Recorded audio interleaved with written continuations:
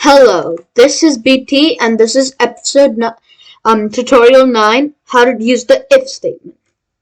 So first, I've got a table with fruits names. These are fruits names that we oftenly eat. Let me just show you how you use this statement. Write first equal, then write if. This if statement will value if it's correct or not. So now write the logical text.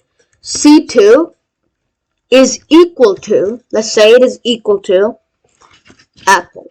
If it is, then it'll say yes. It'll say true. And what value will be true? Let's say we write true. Then it'll work. And let's say we write false. Now click this. True. Now if I extend this, then boom. Okay, so let's say, wait, let me just change this to apple.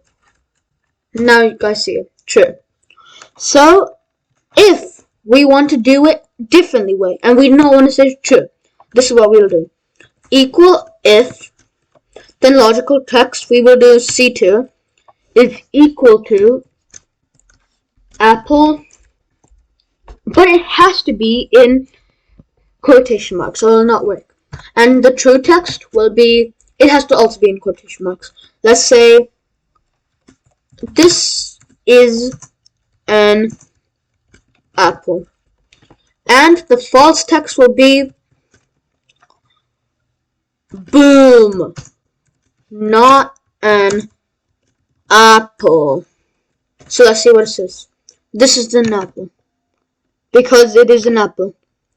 Because we wrote apple. Boom, not an apple. So that's how you use the if function. Thank you for watching, and remember to subscribe and hit the notification bells. And remember to check out my whole Excel list if you want to learn everything about Excel. BT, best television.